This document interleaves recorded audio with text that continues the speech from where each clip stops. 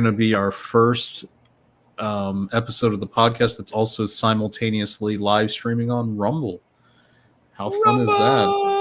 Rumble. We're on Rumble in addition to YouTube. Rumble lowered their standards, not by letting us on, but by allowing people to live stream once they had a minimum of 5 followers. Previous to that, it was like 100 or more than that, and it was just we definitely didn't have that. About, okay, the Ascendant Art podcast is available wherever quality podcasts are sold. Well, we don't sell it, but yeah, it's true. But if you want to offer money, we will listen. I am not opposed to selling out in any way. I will just call me to throw back to the 90s reference. What was why am I going blank? Sugar Ray, right? We've built up our credibility, and now we can sell out like the best of them. It's like so. Yeah, so we are available for that. Slender, I'm pretty sure you also are perfectly agreeable to selling out. I mean, that is one of my favorite songs by what is it? What's that ska band? Sell out. Was it Real Big Fish? Yeah, Sell Out. Yeah, Real Big Fish. Yeah. The record company's gonna give me lots of money, and everything's gonna be all right. Where's Mad, man? He'd just be singing. I mean, we're giving him cues. That reminds me, to our Rumble audience, thank you to our friend Mad Cheesemo, Mad Barber Entertainment. I forget which channel he's on Rumble because he had to change it, but he made that intro that we use, and it's great. So I like to thank him because the one time that I was told not to is when he came on the show. So, I mean, I still think you thanked him enough. He ain't that great. All right, he is a YouTuber's YouTuber. That's what I've been informed. he was getting a little jealous. He was on Lit Dev's podcast this morning, and they had X-Ray Girl's boyfriend. I forget his name. Mark the Cyborg. That's right. I was watching because you said that was your new favorite guest, and they were. Well, he said his 2 favorite Final Fantasies were 6 and 4, and he thinks 6 is his favorite, but every time he plays 4, he starts to lean toward 4. Now I'm the exact opposite, but exactly the same. My favorite are 4 and 6. 4 is my favorite, but every time I play 6, I start to lean 6. Nice. So I said, this is my new favorite guest. He's a cool guy. So I've watched his game streams are pretty good, and we've streamed with him before. We had a really fun. It was on the Sporkathon. The 12-hour live stream for sport. That was when we had the fun discussion about the value of gaming in society. With that fun discussion with video game streamers. People got all heated. Yeah, that all was. I'm saying is, here's the thing: you can say video games are useless, but they're no more useless than anything else. And guess what? Spatial intelligence, map reading skills, cognitive ability, pattern recognition. There are plenty of benefits to gaming. It's just like any other hobby. If you invest too much time in it, if it becomes an addiction that you can no longer resist, it can have a detrimental effect on your overall life. Well, this is true. I mean, it is definitely true that doesn't matter what kind of hobby, it could be a very productive one, but taken to the extreme, it's going to be a problem. Yeah, and that was the only thing that I wanted to defend when that conversation was had, was at the end of the day, I mean, don't tell me it's completely valueless and it does nothing, because that's 90% of what humans do with their lives. Let's be honest. You watch football? Then fuck off, you know? Yeah, I mean, even like you could even argue that reading anything that's just for pure entertainment is going to get you, the same kind of wasted time in parentheses, right? Like, so I wish that hadn't gotten so uncomfortable. I wish people hadn't gotten so upset about it, but I mean, it's not going to change my opinion on it. I like gaming, but in moderation, like anything else. Yeah, and I think it also depends. I will say I think that there's an argument to be made for the type of game. Like I will say that some of those like mobile games that are completely designed to psychologically addict you into spending on microtransactions. Those are actually specifically designed to put you in a Skinner box. Exactly. I'm think those ones familiar are with the bad. psychology behind those, and World of Warcraft is probably the master class on the use of the Skinner box. So yeah, there are games like that, but I mean that's something. What really helps is if you know that that's what's happening. Like if you can recognize the environment that you're being placed in, because if you don't realize that's what's happening, yeah, that can psychologically program you. You will become Pavlov's dog, you know. But if you do realize it's happening, you can, you know, mitigate the damaging effects. You know, the phrase mitigating the damaging effects is pretty appropriate to something we're going to talk about tonight. It's a good transition point.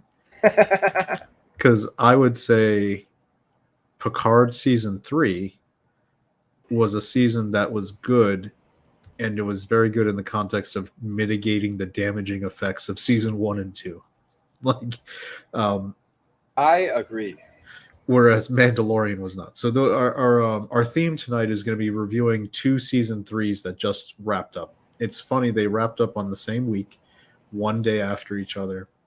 Mandalorian dropped on Wednesday, Star Trek Picard dropped on Thursday. I think completely polar opposite fan reactions. And when I say fan, I mean the core fandom. Like, I'm not talking about the just average like critic who writes for Rotten Tomatoes and does but actual genuine fans of the source material. You know, Trekkies, Trekkers, whatever verb they're going to use for them or adjective they're going to use for themselves. Trekaholics. Yeah. And then Star Wars fans never really had a term like that. But the core Star Wars fans, for the Mandalorian, like the Mandalorian for the last few years was the only Star Wars that was generally regarded as okay or good. In fact, it peaked with the season 2 finale where Luke Skywalker heroically showed up and saved Grogu and everybody else. It was an internet breaking moment that everybody was like in love with, and we're going to see some evidence of that when we kind of look at where the 2 shows have gone. But before we get into the comparison, I think we both watched Star Trek Picard season 3 in its entirety. We were out last week because I was having some bad allergies, and it just wasn't going to be good to try to talk on a mic. So let's go ahead and kind of go over our thoughts for the season as a whole, and we'll start with you, Slender. The season as a whole, I loved it. I will stay out of spoiler territory until we give a spoiler warning later down the line, but I was very much a huge fan of Captain Shaw, as you could probably see. but I always preface this with I'm not the biggest Star Trek fan in the world. I'm more of a Star Wars guy. I can tell you a lot of interesting factoids about a YT-1300, but like I don't know the difference between one Enterprise and the next, other than they might look a little different. So, but this season of Star Trek, I thought hit all the right notes. It definitely had those old nostalgia. It stroked the nostalgia for the Next Generation fans. It was a perfect love letter in a lot of ways, and kind of a final send-off and final victory for the Next Generation crew. I think that's a great way to say it. Like, yes, Picard season 3 was, I think, was weighed down by what had immediately come before it with season 1 and 2. When Terry Matalas, who's the showrunner, came in, you can't. They had to mitigate a lot of damage. Yeah, and unfortunately, he couldn't pretend like he couldn't act like that didn't happen. So he did the best he could to mitigate that damage while also using this as a true Next Generation. Like, instead, it says the name is Picard, but it's really the Next Generation continues, right? Like, so, and this was like you said, the genuine real send off. It by the season finale, I was definitely getting All Good Things vibes. All Good Things might be the most well done series finale for a television show that I've ever seen. It was actually satisfying to pretty much everybody who watched it. at the time it aired, people really liked it. It's gotten people to be more fond of it in the intervening years.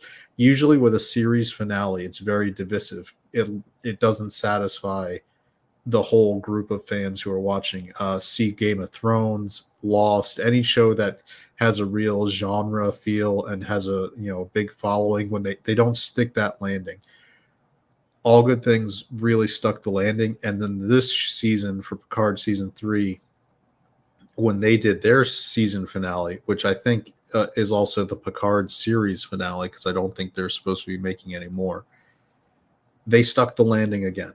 If you're a Next Generation fan, where they ended this was perfect. And I've heard people talk about it being a very Return of the Kings style episode, where, and not spoiling what happens, but the main arc of the story, where going into it, resolves with about 15 minutes plus left in the show.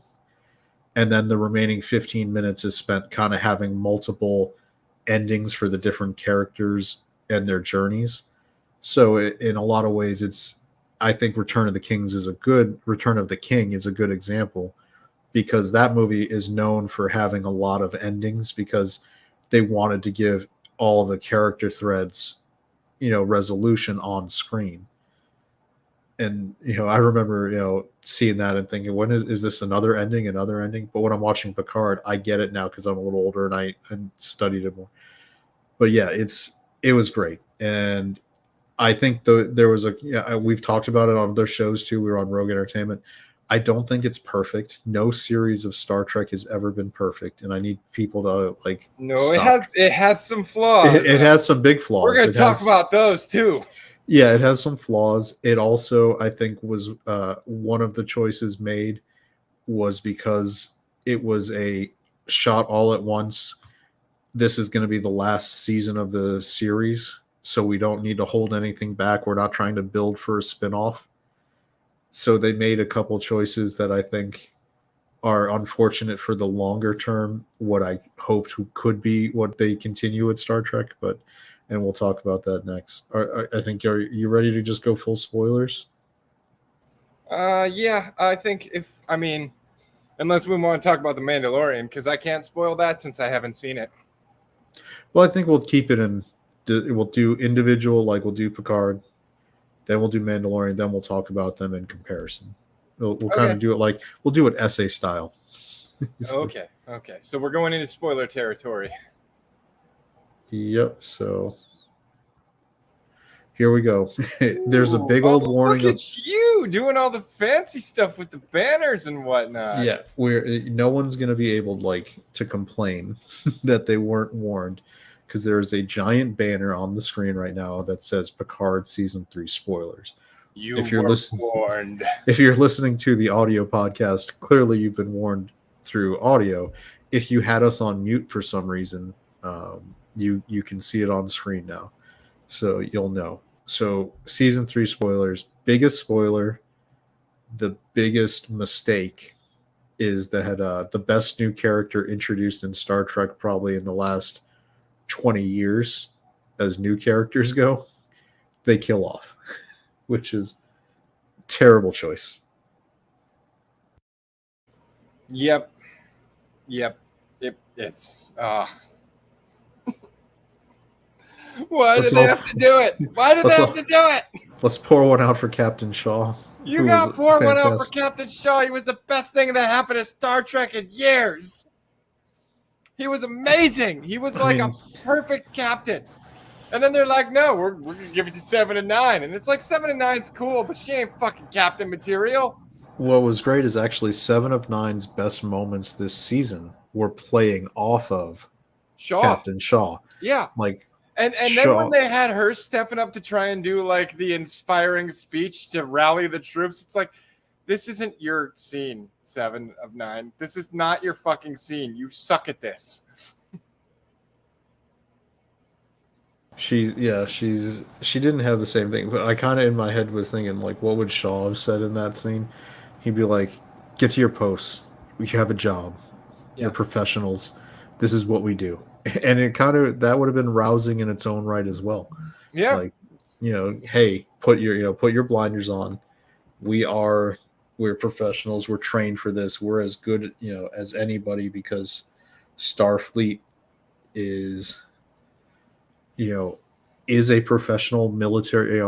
The argument I love people are like they're not they are 100% military. Like They are organized and operated as a military force. Yes. Whether they are an official military capacity or not, they are organized and operated as a military. Just look at their ranking system, right? Ensign, lieutenant, lieutenant commander, captain, admiral, If they're not commodore. military, why did their ships have so many fucking weapons? Oh yeah, and why are they investing so much in designing like fleet maneuvers and weapon systems that can be brought to bear to basically wipe out a planet? Like clearly, that's what the end game of the fleet linking system was, which by the way is one of the more stupid things I mean, clearly there had to be changeling infiltration into Starfleet because who would have actually rightly signed off on that? Like, who's going to think it's a good idea to just like make it so all the ships just get locked into a mode and will operate as one? There would be a built-in manual override of some kind for every ship, just in case. Yeah, so that was stupid too. So these are the parts where I'm not some rose-colored glasses like only it's perfect. Like yeah, Picard has major issues, but the rest of it was so good that the issues are acceptable, and that's how it always is with. I've never seen a Star Trek, whether it was original series, Next Generation, Deep Space Nine. I mean, forget Voyager and Enterprise. They had big problems. Like there's no perfect Star Trek. So you look at what was good in it, and it was the good, entertaining, and bringing something to the table. And then yes, it was because we got the as our thumbnail so nicely put out there, we got the D, we got the Enterprise D back, and it was a very very nice kind of send off for the Next Generation. Right down to that hideous carpet. you know what it's funny, it wasn't the carpet that I think was so great. Did you notice how much nicer it was seeing a bright, well lit bridge? Yeah, instead of all the instead of a dark bridge with all sorts of lens flares and like weird like high contrast lighting. Yeah, it was nice having like a bridge that I would actually want to sit on for a while. I know it was just like, it's so jarringly ridiculous how dark they keep their bridges. Now, that being said, as someone who has served in the United States Navy and been in the military, like, I mean, yeah, that's usually what a combat space looks like. It's the lights are usually down like that because you've got those high contrast screens and you want to be able to see what's happening on them. So, although the Enterprise D's bridge looks far more inviting, and honestly, I think there should be a way around that. I mean, look at that. Look at how nicely that just pops on screen when you're watching it. Yeah, that looks nice. You got all the transition to the other bridge. I'm getting a picture of that one now because it's. Let me see. Oh man, and everybody had their moment too. Like Geordi had his moment where he's like, "You have the bridge," and I'm like, I remember a couple episodes Geordi took control of the bridge while the away team was out, and that was cool to me.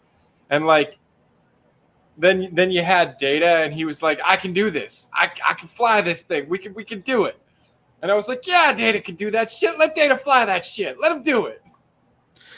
I know, and he was like, so he's here like, we go. I feel it in my gut, and it's like, dude, you're a robot.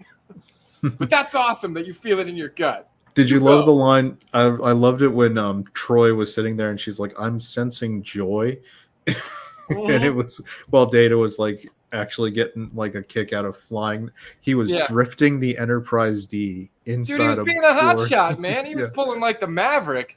I'm I surprised he know. didn't flip off the Borg as he flew by. he, Inverted. he was inverted at the time. So here, let me go ahead and show like I found a nice clear like as clear as it gets. Look at the difference in the lighting. Yeah, it's just but that's the thing is if you're in like a ready room, like that's kind of how they look because you want everyone to be able to focus on their screens. You don't want glare or anything that's going to interfere with their ability to observe their screen. But I mean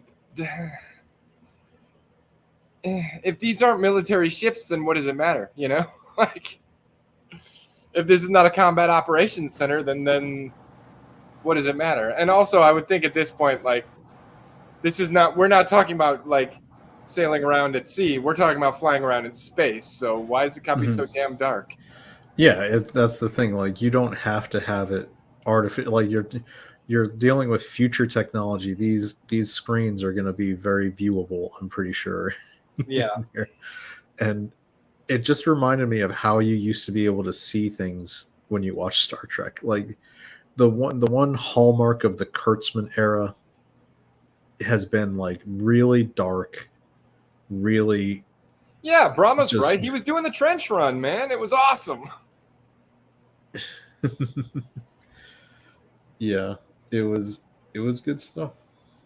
Dana was doing the yeah. I'm telling you, he was drifting it. Like if you watch it, he's swinging the back end to drift around. He was doing Fast and the Furious, because in Star Trek you need family, and that's and you know what was funny? They had a woman on the weapons system, and she was kicking ass, and they all looked at her like, "What the fuck?" And she's like, "It's been a weird 20 years." And I was like, "See how they explained why she's good at the weapons, and she didn't just go." I bypassed the compression system, and I just happen to be really good at this shit for no apparent fucking reason. And they set it up in the story too, because if you've been watching the season, because they've been running from people for years now, and they've been doing shenanigans where they've been doing Doctors Without Borders all across the galaxy, and sometimes they were having to shoot their way out of places. They showed at the beginning, I think was it in the first episode, where Crusher was like setting up traps and like facing off a boarding party. Yeah, they set it up. That's the whole point. Like, yes. you got a setup, whereas in a lot of the movies and the shows nowadays, it's like, you gave me a payoff. Where was the setup?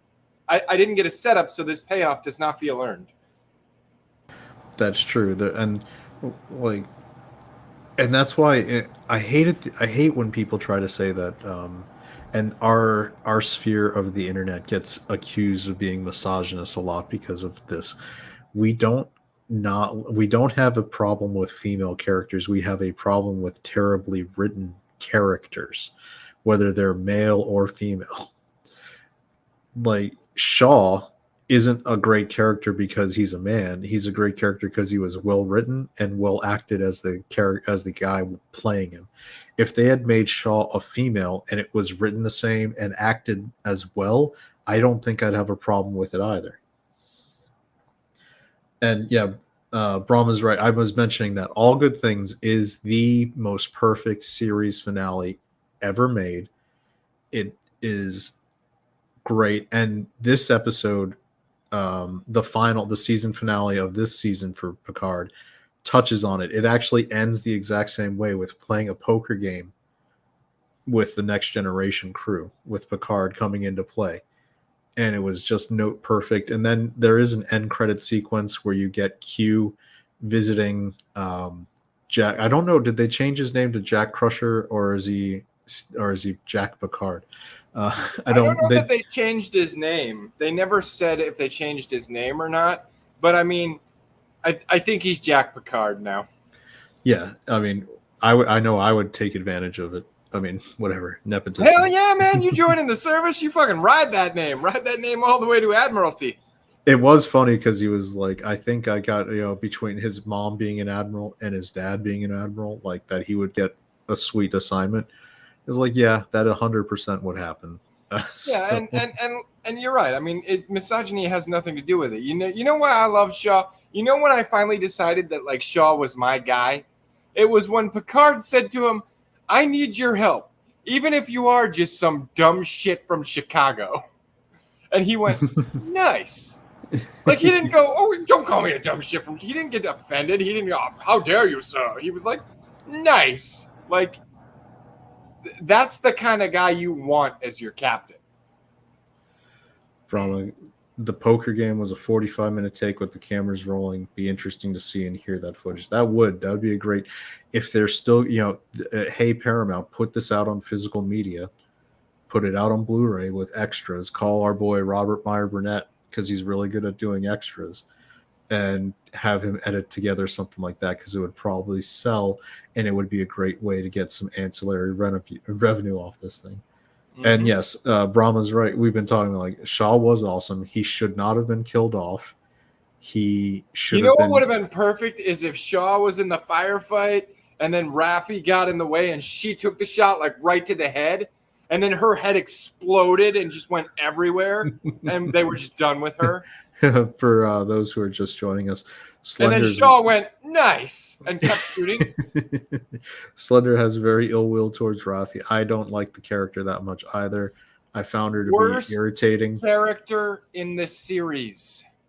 She was the last one that was left over from Picard season 1 that I can think of because There should have been no leftovers. It should have been a clean fucking sweep. Yeah, because they have the Romulan love interest that Picard has that they show at the very beginning of the first episode, but they kind of just move on from her and she never comes up again. That was interesting that like Picard was going to retire and move off planet with her to live out his days, and then she just never comes up again at all, which that seemed a little off, a little odd. But again, not a perfect season, but perfect for giving next generation fans a final send off to the people that what they really wanted from the Picard episode, seasons when they were first announced. And seeing the Enterprise D again, I think we talked about before. It might have been on Rogue Entertainment. I wasn't always the biggest fan of the Enterprise D like design. I mean, it was what it was. It was what you got. I actually liked in that era. The Defiant was one of my favorite ship designs because it was so different for the Federation style ships. But seeing it on screen again, I did get a really big nostalgia wave. Like I did remember seeing that like on TV all the time, and it was such a good show, and I remember it so fondly, like having it on there. And it's a little bit of nostalgia goggles. It's like in The Force Awakens when the Millennium Falcon pops up and everybody was so excited.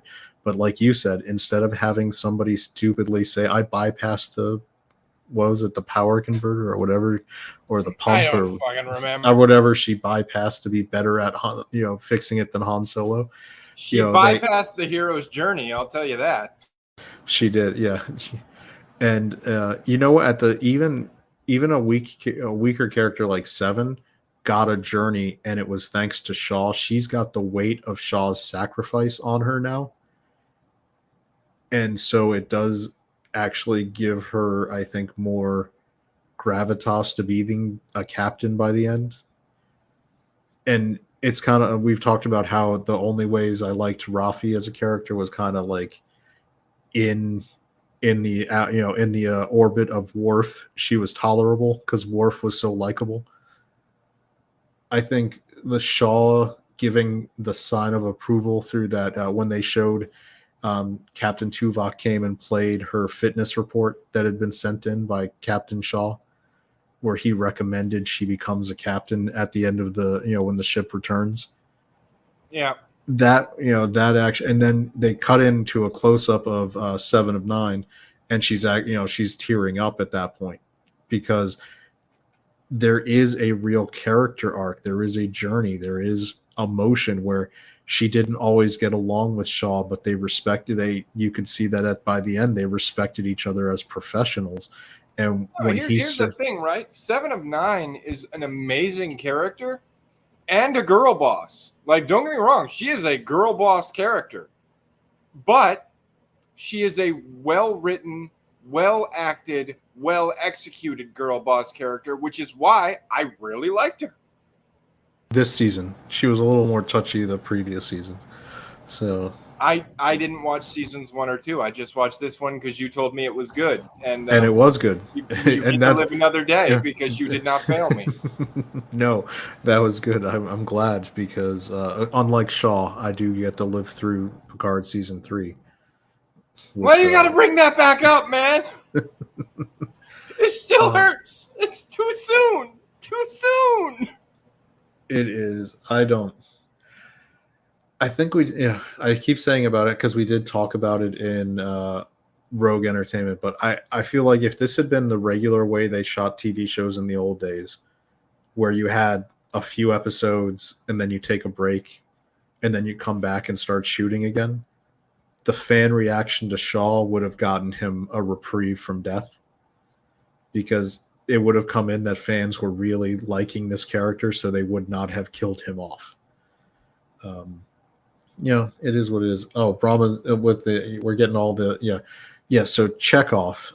So at the very beginning of the episode, you start hearing an audio broadcast from the president of Starfleet, and I remember that. And it's being done by the actor who played Chekhov in the original series, and he's playing his own son. And there was a nice little touch to that because they made his name Anton Chekhov, and people may not recognize that immediately, but in the redo movies they did with Chris Pine, the actor who played Chekhov in those movies was his name Anton Yelich, I believe his name was, and he tragically died in a car accident. Aww. It was actually really horrible. Like he was in at the bottom of a driveway, and I guess the Jeep that he had parked, like the parking brake failed, and it came down on him. It was like pure. It is horrible. It is horrible, and he was in the prime, like he was just starting to break out as an actor. He was in the Fright Night remake too. That was actually a pretty good movie, and so they, as a nice kind of Easter egg, they made Chekhov's son, who was the president of the Federation, named Anton Chekhov. Yep, there you go. He got pinned by his own vehicle against a gate or a mailbox. It was not a nice thing, and it was, and so I did appreciate. I know that the Kelvin timeline movies, as they're known, get a lot of hate. I'm not the biggest fan of them. I think they're tolerable as movies on their own, but not really great Star Trek for a lot of reasons. But he was actually pretty solid as a Chekhov as playing Chekhov. So I found him a pretty good actor for that. And it was sad that he died so tragically. So it was nice that they did that. And of course, in the speech, Chekhov is like basically quoting like lines from basically Star Trek movies going back to the original crew. I figured there were quotes happening there. I didn't pick up on them, but those sounded like they probably came from previous. Yeah, like he's quoting. There were member berries being delivered. They were Spock. They were that. I did. I don't. Not to get political, but it was hilarious when he said the youth are attacking. And basically that it's almost like a cultural revolution where you're being stormed by the youth who have been brainwashed. It's there was a bit of a social commentary in the subtext there, I think. There's a lot of times where you can argue whether the social commentary is really there. Like, am I seeing something that's not there? Am I reading too much into it? But then it's like, I feel like this might be an instance where actually the science, like actually being science oriented, just gives that. Because look, if you talk to a neurologist, they're going to be like, yeah, well, this portion of the brain isn't fully developed till you're around 25. That's true. That's genuine science, right? So Star Trek's trying to use some genuine science as the basis for what the Borg are doing. Oops, I guess maybe genuine science is actually telling you that people shouldn't be making some of those decisions while they're so young. Just saying. What's going on? So there was, I know that Terry Matalas, who's the showrunner, is probably never going to admit to it. I think he may not have even intended it. Like I just said, it might have just been a scientific way to explain the Borg takeover, but it still has I think, a profound kind of impact to people in the current year, kind of seeing that for what it is. It was it was just good. It was well executed. It was great. I liked, like you said, when Crusher was taking the tactical and was like basically did the trench run and took out the turrets, you know, and everyone's like, what? And yeah, that was great. When Troy and Riker have their moment and she senses, and then she jumps on the con to be able to pilot the ship. Mm-hmm. That was a nice throwback, because if you remember in Generations, she was the one who tried to jump on there when the saucer section crashed. And so it was kind of for Trek fans, it was a running joke about Deanna crashing the Enterprise the first time she she piloted it. Don't let her fly the ship. Yeah, I loved when they were like, well, we can't use the Enterprise E, and Worf was like, that wasn't my fault. Yeah. Let's see, Brahma, the phaser firing from the ships never looked better. That's right. So I do. Yeah, that looked cool as shit when it was going through the cube and just hitting everything. And just dropping torpedoes off the back, which is it's a standard thing for Federation ships. The torpedo launch bays are in the back and they swing around. It's weird. That's how they do it. It was cool. It was cool. And like, that was a cool scene. Like, they really, honestly, the finale was very well executed. There's very little I can complain about in the finale. How creepy was the Borg Queen too? Like where she's like, they make a point, and they actually kind of showed, like, they gave you some context there, which was really interesting when they were like what was it? It was Worf, I think, who was holding up the scanner, and he was like, they're being devoured. The necrotic tissue is being cannibalized. Yeah, that basically to keep herself alive. Yeah, she was cannibalizing all the other entire Borg, collective. And she's eating it just slowly enough. Like, that was cool. That was a nice touch. And they gave her like a very Geiger spider monster kind of look. Yeah. She looked very Geiger-esque. And it wasn't the same. So Krieg, who was the actress who played the Borg Queen in First Contact, which is the first appearance of the Borg Queen, she didn't play wasn't on set, but she did the voice acting, so that her voice was the one that so that was great. Let's see. Promises. There was one scene going through the cube where the Enterprise was flying through a fireball explosion. You saw the fire outline. That was right at the end when the Borg cube was exploding, and like you saw the Enterprise kind of coming out, and you could see the shield deflecting the explosion as they were pouring out of the explosion. It looked really good. Like, they did a really good job with it. It was definitely, like Brahma said earlier, and I think you mentioned too, it was the Star Trek version of the Return of the Jedi Death Star run, where the Falcon is flying out as it's blowing up, and it is a very Star Trek thing to actually show the shields dissipating the flame around it, because Star Trek was always more into that kind of stuff. Well, and just that level of detail, like, I appreciate that attention to detail, because you don't get that a lot, especially in Marvel movies these days. You know what else was a nice little detail? And it was a well-acted and well-shot, and actually, I don't believe there was any lines to it when it happened. When the Borg signal cuts off, and everyone on the Federation fleet is no longer being controlled. Yeah, they cut to the Titan bridge right as the assimilated we're about to take it back over, and they get they come back to their senses. And you immediately see LaForge's daughter, like, as soon as she's back to being in control, she just, like, the look on her face, and she just starts crying. Because she did great with that part. Like, it was because that was top tier acting. Like, I give that girl credit. and no words. You didn't have to over explain anything. You did it through the emotions coming through the actor, because you felt the weight of, she probably hurt people, maybe even killed she people, knew what she did. and she remembers Even though she what she wasn't did. in control, she still knew what she did. Yeah, and you got to figure, for a lot of people on the other ships within the fleet, that's going to be some trauma for a long time.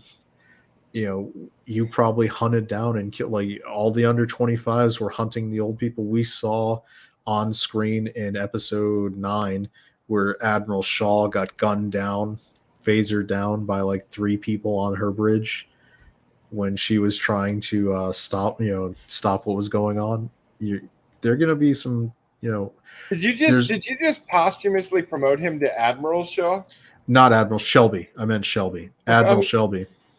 I was going to say, because no. Shaw was a captain. No, Admiral Shelby. I mean, hopefully he got posthumously promoted, because he was fucking awesome. Yeah. So Admiral Shelby got phasered down, and it was going to be, I start to understand why ship's counselors are going to be a much bigger deal probably in the next, like 5-10 years for the Federation. Yeah, because all these young crew members are going to need some serious therapy. Because look at, it was well summed up in the way, look at how Shaw was in the beginning of the season when he went to the holodeck 10 forward. Yeah, and talked about how fucked up Locutus was. Yeah, and basically that he still got survivor guilt. 20 years, 30 years later, he's still like just traumatized by the experience of what happened at Wolf 359. Dude, Shaw was a fantastic captain. I wish they hadn't killed him. Yeah. I'm still hoping like they do like a new thing, and like we find out that he's just in the hospital recovering from his bad phaser wound, but like he's not dead, he's back, yay! Maybe you're fired. Shaw's gonna take over again. They can take him to that space station where they freeze all the captains' bodies. Yeah, put him in some fucking synthetic skin. Who cares? Yeah, we'll put him in a synth body. It'll be great. No, it's the other. What do you think of the renaming? The renaming of the ship? Yeah, when they rechristened the Enterprise, what was it? G. Enterprise G. G Money. G Dog. What's up? I thought it was cool. I liked it. And it was my wife actually thought that they were going to have created a new class called Picard class, and I was like, that'd be cool as fuck too. Yeah, I actually, when they initially were talking about the names, I thought they were going to pull up and it was going to be the USS Picard, But on the other hand, it's like, you know what? It's Star Trek. It's just right to know there's an Enterprise out there, and where you actually feel invested in the crew that's running an Enterprise ship. Well, that even in the U.S. Navy, like the Enterprise is the flagship of the entire naval fleet. So, like the Enterprise is always the flagship, the main flagship of the whole fleet. Did you ever notice that are named after admirals? Like we had Nimitz class, Stennis class. So. Yeah, they do that on Star Trek as well. I mean, they have there's lots of classes. We need a Picard class. That'd be fucking sweet. Yeah, I mean, it would be a Borg killer. Then that'd be for sure. Now, if you could make a Janeway class for a ship that has unlimited torpedoes, even though they're not supposed to, but whatever, bothers me still. Anyway,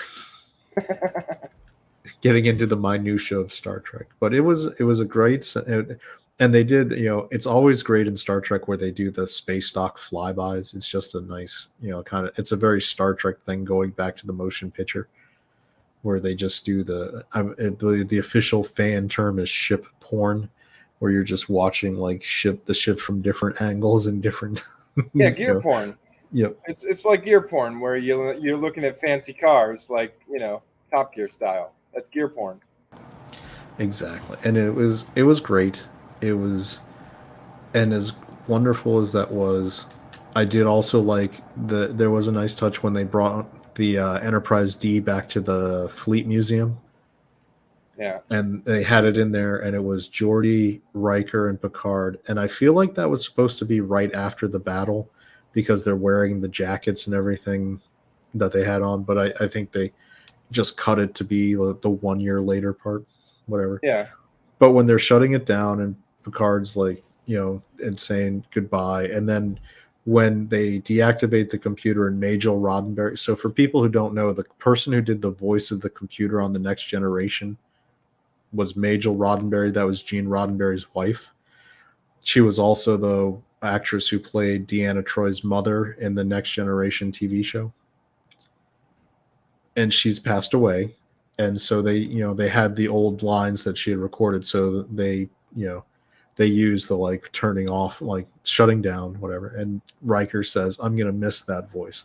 There's just nice little things like that where they actually showed that they care about the history of Star Trek. They care about the ship. They care about the story. They care about everything that actually already exists. And it's not going to matter. None of this Star Wars bullshit where fucking somebody, let the past go. Kill it if you have to. No, fuck you.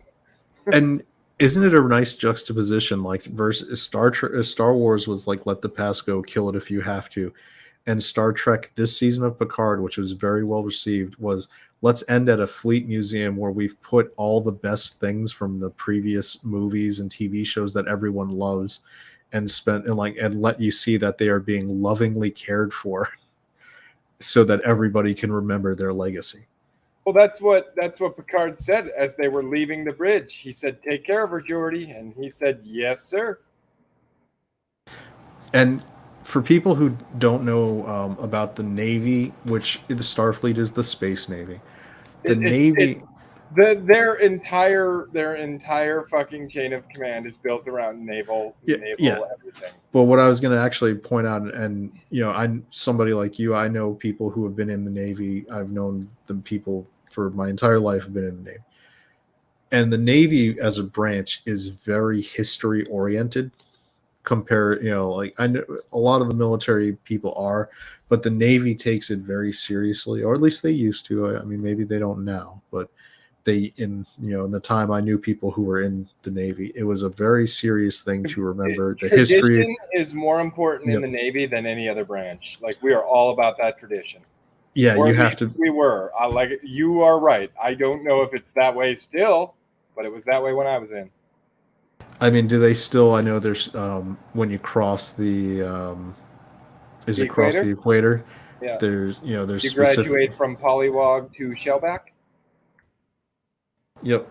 So there's all sorts of like traditions, and so I appreciate the fact that they are showing that the Starfleet Space Navy would feel the same way. I mean, it even goes back to the the chimes that they use. The on deck chime, I can't even do it, like the doo, like sound. Yeah, my understanding is that's that's used. Yeah, those are bosun's pipes. Yeah, so it's a way to get everybody's attention. If you hear that, the captain's about to speak usually. Yep.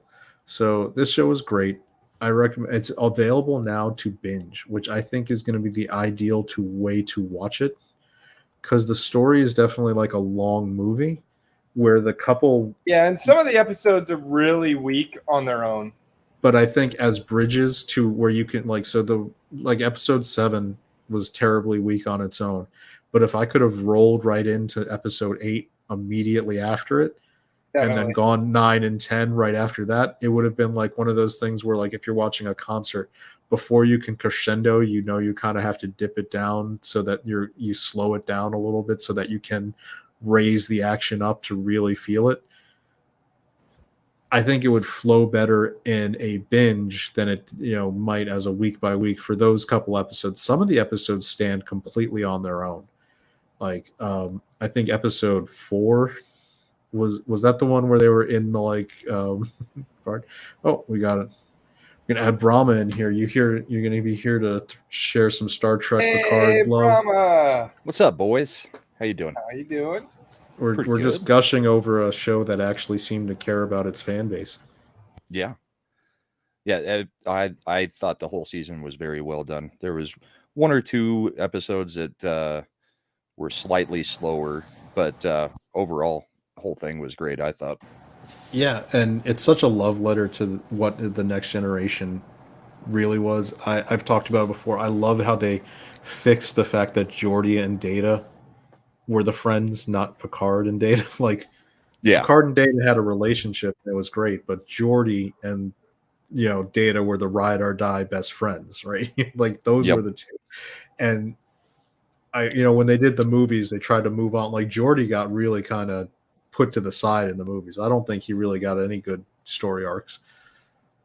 Yeah, the movies really became the Picard and Data show. Yeah, and I think that was because the people in the movie studio realized that hey, Kirk Spock was our bread and butter for the for the original series, right? The captain and the logical being.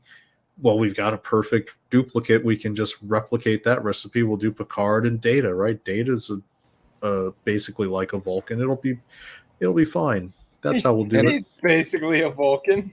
At the time, it didn't feel that way because Data was probably my favorite character throughout most of the series, and in the movies, it was I kind of liked what they did with him in the movies, but then looking back on it, it's like, why was Picard so involved with Data, and why was Data elevated so much to like the front of everything? But the only it made sense in First Contact because. Right.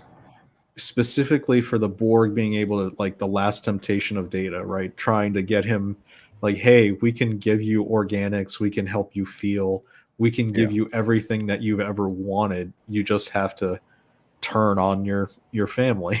You just like, and Picard being Locutus and being the guy who was going to be the last line of defense against the Borg on that ship. It naturally, that was a very organic story way of doing it. Yeah. Then you get to Insurrection, which was a weird. It was okay. Yeah, like the only thing remembering them, they were so. Insurrection was the one with F. Murray Abraham with the stretched face, where they were trying to get the fountain, the space fountain of youth. The thing I remember most about Insurrection was that there was a friggin' joystick that popped up for Riker to manually control the Enterprise E. Right. I was like, that's a friggin' like Thrustmaster joystick. I have one of those. You just went down to the game store and bought one. You set department guys. Like, it even has the mappable buttons. And it wouldn't even make sense because, as we saw in Wrath of Khan, you can't think in just the 3 dimension. He's betraying a 2-dimensional thinking. Yeah. Which is great. Wrath of Khan's so good. Although I'll go out on a limb. Although I don't think it's as much as a limb as it used to be. I always thought Undiscovered Country was the best original crew movie. I think so. Wrath of Khan was great, but Undiscovered Country was like a much better movie. There was a lot more plot going on. There was better acting. There was and it gave everybody hero moments, which was great. Even Sulu got the hero moment with the Excelsior, and then Chang was definitely chewing up the scenery very Khan style, where he was even doing like Shakespeare in Klingon, which is, you haven't read Shakespeare till you've read it the original Klingon. Right. No, I thought Undiscovered Country was by far the best of the older series, with Wrath of Khan being right there, but Undiscovered Country, I'm going on Mephisto's reviews to do one of the Star Trek movies in a couple months. So he gave me the list, and since I was the first one in the invite for the Star Trek month, I took Undiscovered Country because it is my favorite. So it's so good. I'm looking forward to that. And I actually really wish that they had not put Kirk in Generations at all. Yeah, because the send off in Undiscovered Country, where he's doing he's taking the Enterprise, he's supposed to take it home to mothball the Enterprise A, because it was a Constitution class that was refitted as a, basically a glory project for an admiral, and it was way past its useful lifespan. And he's still like, there's nothing that says we have to go right. Was it Picard? Was it Spock who was like, tell them to go to hell? And then he's like, second star to the right, straight on till morning. Yep, Peter Pan going to Neverland. Because that was Kirk, right? He was never going to grow old. He was going to always be a captain. I mean, he kept getting himself demoted so he could take control of the Enterprise. It was a gag. Yeah. So that one was great, and there was a lot of those vibes on this one. It was just like the right way to send off your crew. And yeah. I think what I really want to do is, instead of just binging Picard season 3, I'm going to take and I'm going to watch All Good Things and then lead right into Picard season 3. And I bet that would be fantastic as a viewing experience. Yeah, I think so. Like you guys were saying earlier, and I was saying in chat, All Good Things was probably the perfect ending to any TV show. We get so many that the series finale is just a letdown. All Good Things, and in my opinion, I know it's controversial, Battlestar Galactica's last 2-part I liked season it. finale. I like that one a lot too. Great. I especially like where they forward to the angels, as was it six, right? So, Yep. Was the name, and Baltar, where they're just doing it again, right? Where they're looping the same way as they did last time and the time before that. It's just gonna showing the robotics and all that kind of stuff rising. Yep, it was. I thought it was pretty. And what's funny is Ron Moore was the one who did Battlestar Galactica, and what got him famous was when he got to take over Deep Space Nine, and he was the one who spearheaded the Dominion arc. That was actually Ron Moore who decided to. He was the one who moved. Like Deep Space Nine. If you go to the first, I think, season or two, was very episodic, and it was kind of episodic didn't really work for Deep Space Nine because they're on a space station. Can't, you're not planet hopping like you would on Next Generation. Yeah, it needed to be more like Babylon 5, having an overarching serialized story. And that's what Ron Moore brought. He brought the Dominion War, the Changelings, which is still paying dividends even today with Picard. It was a great villain because it was the Borg is just like a relentless, force of nature. But the Dominion was really the true counter to the Federation. They were a methodical, subversive. They did things through consensus. They would take over planets without making it public. They weren't, it was a very Cold War with, a Western democracy on one side and a totalitarian government on the other, and going into a hot war in that one. So it was great. And Pale Moonlight is probably the best episode of Deep Space Nine. If people want to ever watch that one's fantastic. Acting, story, it's great. But I'll have to go back and watch Deep Space Nine at some point. When I was watching it, it was all out of order because it was syndication, and just whenever I would catch an episode. So I never got as much into it, and it really never got into any of the Star Treks after Deep Space Nine. Voyager was nothing for Voyager. Voyager was nothing. My brother really liked Enterprise. I thought it was lame because I tried watching the first season, which is notoriously weak. Yeah, and apparently Enterprise picks up a lot when they get to the Xindi arc, whatever that means. I didn't stick with it enough. What I know is I did check out the series finale of Enterprise, where it turns out they're all a hologram for Riker before he takes over the Titan, which seemed like a pretty stupid way to do it. Yeah, that's kind of weird. Yeah, it's a hell of a cop-out, honestly. Exactly. Like he was going back and watching. We didn't really want to commit to this story, is the thing. It was all a dream, just like Dallas. Yeah, exactly. It was Patrick Duffy in the shower. That's what it was. Yeah. Except it was holodeck end program, right? And it was right. Now, well, the Next Generation was the one I grew up with, so it was the one. It was my track. It was just such a good show. I mean, the first season, people complain about it a little bit. It was still trying to find its way after the original series, but there wasn't much of that show that I actually disliked at any point. I thought they So did a good job through most of it. yeah, and you can see. I'm going to start with, and I was talking to Slender before we went on air. This is Star Trek Picard. This is season 2. So this is on IMDb, and these are viewer ratings of the episodes.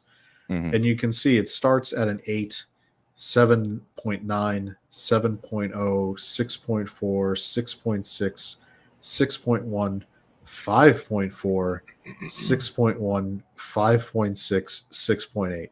That's ass terrible. Yeah. I know. Those are Brahma, rookie numbers. You got to pump those numbers.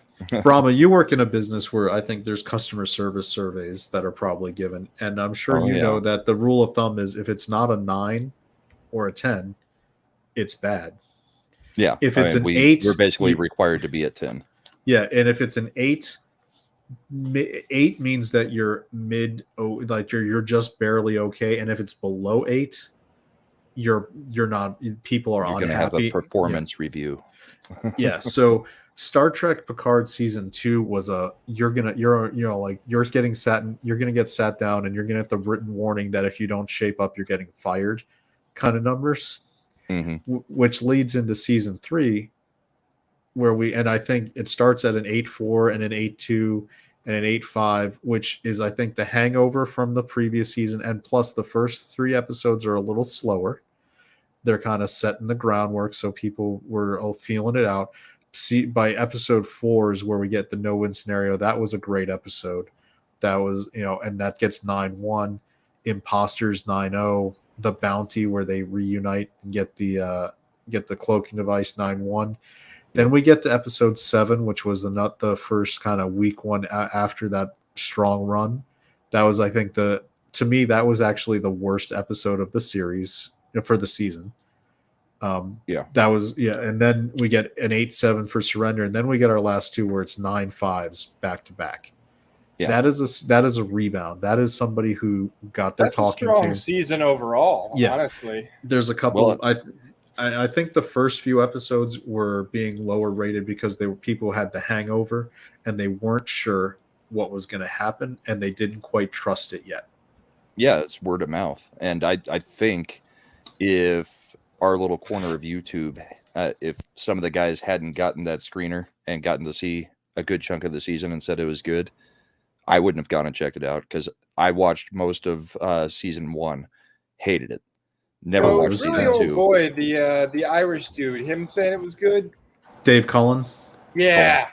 When he said it was good, I was like, okay, well now I have to pay attention, because that dude is a smart Gary. dude. And for me, the first one I heard it from was Robert Meyer Burnett, and I know that some people, take or leave his opinions, but on Star Trek, he is a purist, and you can trust him on Star Trek. He calls out the terrible Star Trek, right? Yeah. And when he came out and said, "Look, season 3 is really good. You guys have to watch season 3." I was like, "Oh, this is interesting. I'm intrigued now." We kept hearing people that got the screener, they were just coming out of the woodwork saying, "Yeah, I saw it, and it is absolutely worth watching, and it may even be great."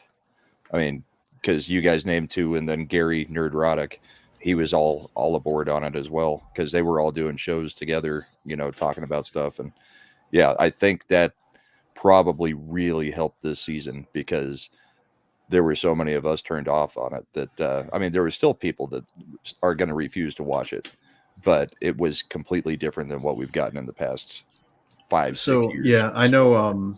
There's definitely I watch a lot of the YouTube personalities in like you said, our corner of the internet. Oh, yeah. And there's definitely specific ones who have said like never. Yep. And I understand. You know what? I even understand and sympathize that, because I sort of feel that way a little bit like about Star Wars, but with what they've done. But at the same time, I'm like, look, if we can't go back and support something that is actually being done for us as fans, I think you can see there's a genuine effort to make people who are fans happy with this show. The story was good. It was in the service of the characters. It had well acted, checking all those boxes. If we can't go back and actually be honest and say this one was actually pretty good job, guys, what's the point, right? Like, why, then you're just being. And if we're just gonna be like, well, I hate it because I hate all the other stuff they've done. Okay, well, I mean, this one completely. That's like if somebody makes me a bad cake and I'm like, oh, this cake tastes like shit, and then they make a really good cake, I'm not gonna eat that really delicious looking cake because your last one wasn't very good. I'm gonna try the new cake. I might wait till someone else tries it and tells me it's good, and then I'll be like, "Hey, Slender, this cake was really good. You should try a piece." Then you'd be like, "Hey, I think I will this time." Exactly. Like I mean, it's out there and it's good. Why not give it a shot? Yeah. And so it's I come down on that side. I think you have to try to support it when it's good. Otherwise, you're not incentivizing them to switch what they're doing. Yeah, and there's don't give positive feedback, the negative feedback just becomes pointless. It's like the meme from Austin Powers. Well, I see there's no pleasing you. Yeah. You're like, oh, you don't want, like, if you don't even want this where I've tried, you're fine. We're just going to give Kurtzman, we'll let him do Section 31. So yeah, nobody wants they that. really did disconnect it from the first two seasons, from what I can tell. From what I know of the first season, as much as they possibly could. As they could, yeah. There was, yeah. Unfortunately, they were kind of hard locked into some of the storylines. Yeah, I mean, you got to cook with the ingredients that they give you, And they were stuck with Raffi, and so I think they did the best they could with her. And I still would have loved if her head exploded instead of Shaw getting shot in the chest. If she'd have taken a phaser blast for Shaw, she'd have simultaneously redeemed herself in my eyes and no longer been a problem that I had to concern myself with because of how terrible a character she is. I think pairing her up with Worf worked, though. Yeah, but as soon as she was disconnected with Worf, she went right back to being insufferable again. Yeah, definitely. Yes, Worf was awesome. It's funny because this is where you get the charisma and acting part. That line when Riker picks up the sword and there's a phaser in the hilt, and he's like, "There's a phaser in here. Why didn't you?" He's like, and Worf says, "Swords are fun." Swords are fun.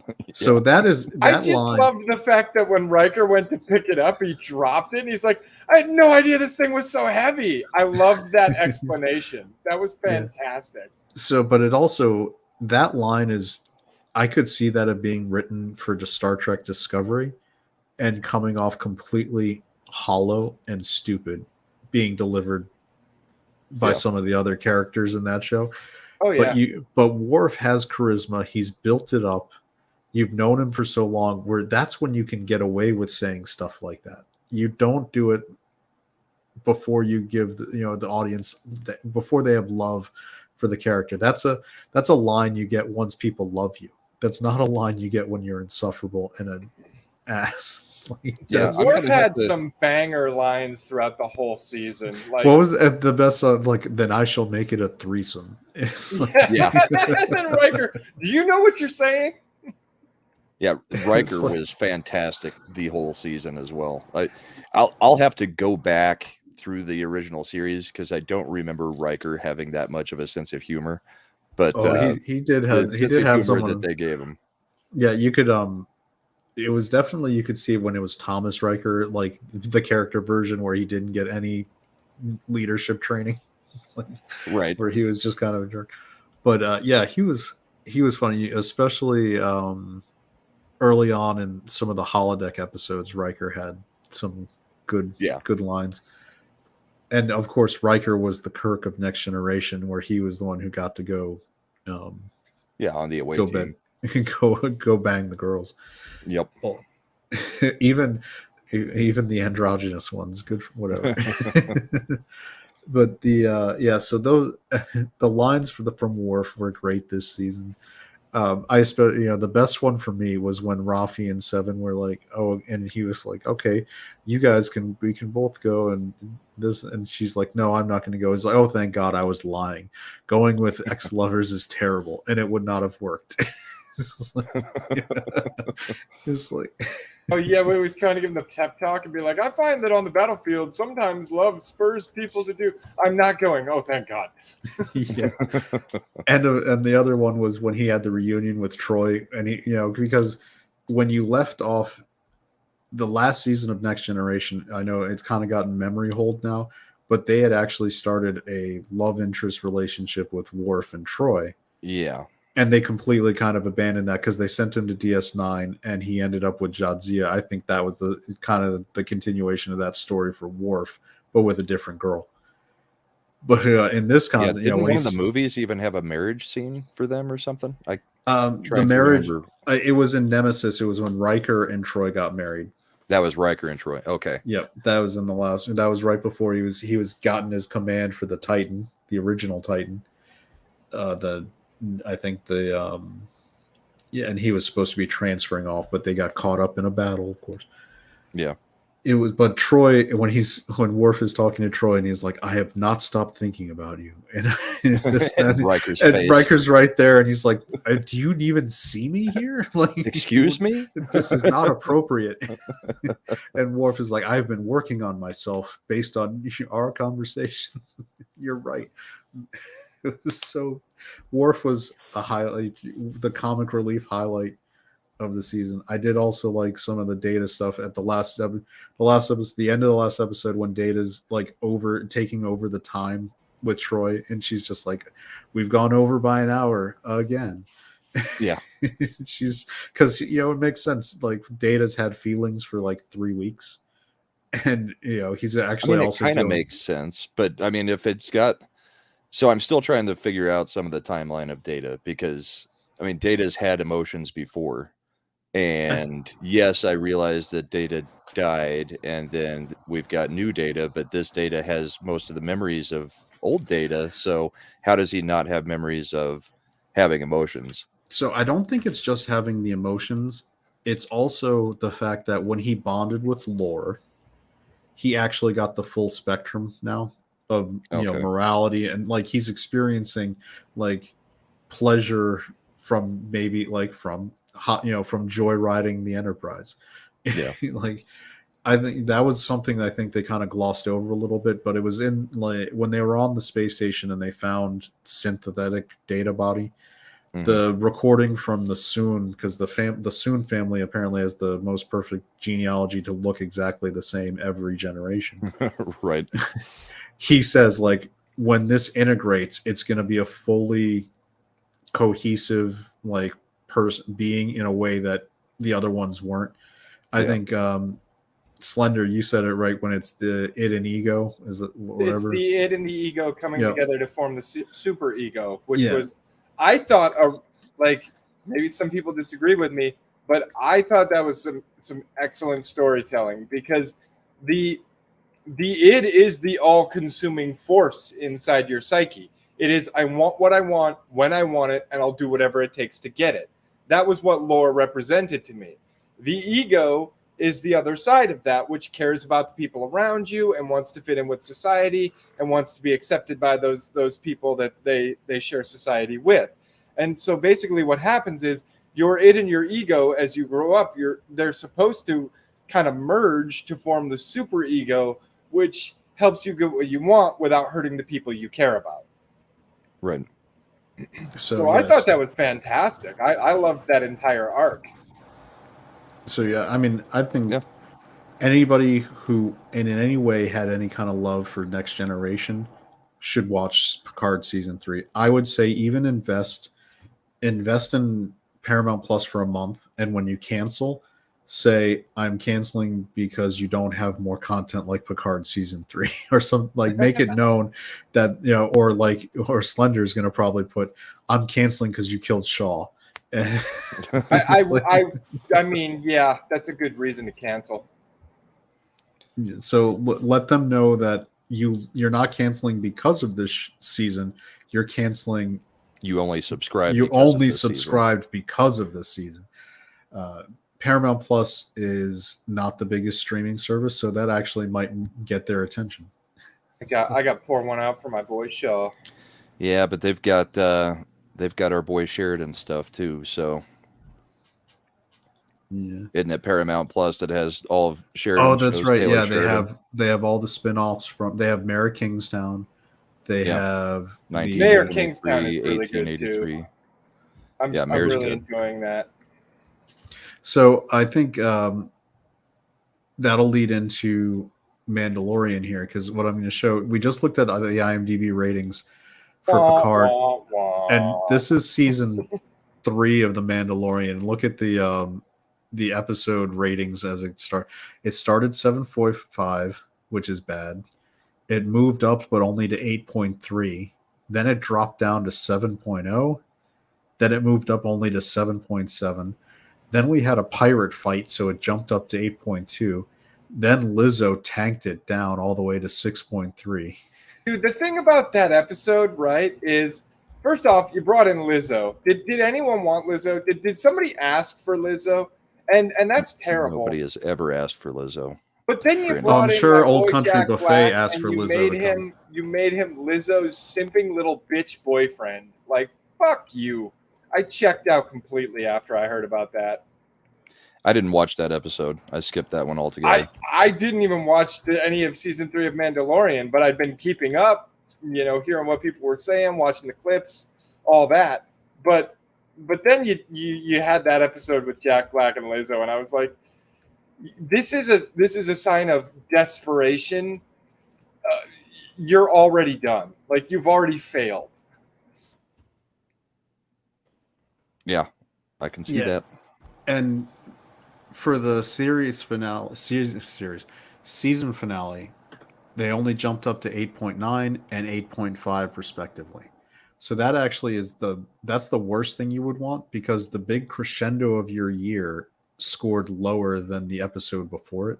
You want a high, like when you're doing your season finale, you want people to be You gotta super have happy. a big finish, or nobody's tuning in next season. Yeah, and that by comparison, Which is what we see we all at saw the beginning of this season. in season 2.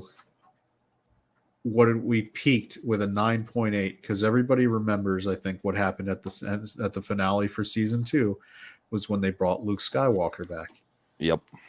And I think it's, if Disney had any sense, if they weren't, if they're not going to hire the Bud Light girl who just got fired today for, dealing with Dylan Mulvaney.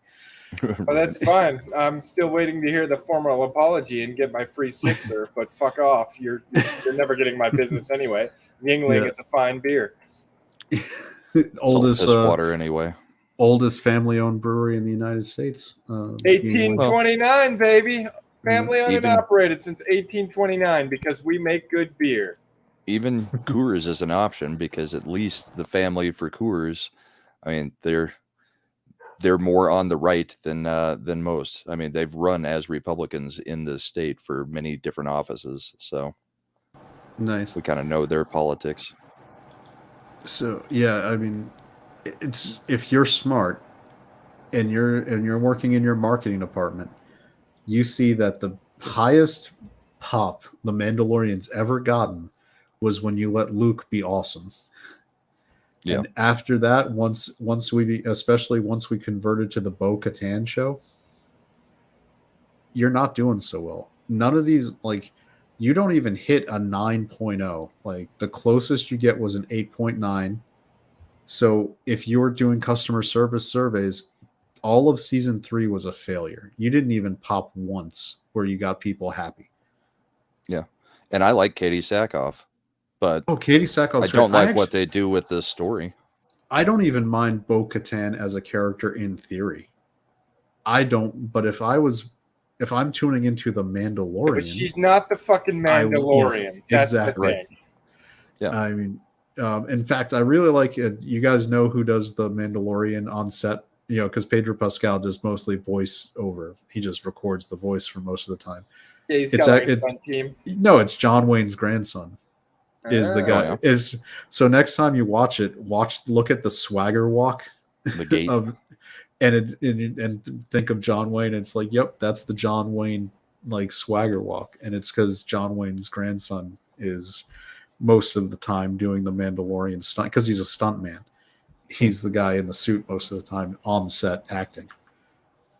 So I was like, oh, I don't mind. I like John Wayne's grandson. That's cool. That's awesome. Especially since it's supposed to be a space western. That was great. Good plan.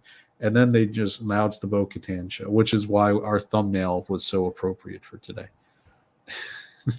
Which, Yeah. And because what if fans really just give the fans the D? That's what Star Trek Picard, the lesson should be. Like Enterprise D in this case. Like give the fans what they want. Yeah, while this was also once writing again it well. using a show to just set up another show. This whole season was setting up Bo-Katan. Now that's going to be a show. Sure, you may have Mando and the freaking baby go off and do their things based off of that season finale, but the whole thing was just used to set up another show instead of being a show of its own. So the people I feel the worst for is like, and bless his heart, and not in the Southern way. Like, bless your heart. But Star Wars Theory, he's a good guy. He's got a great channel. He does great content. He's just a good person.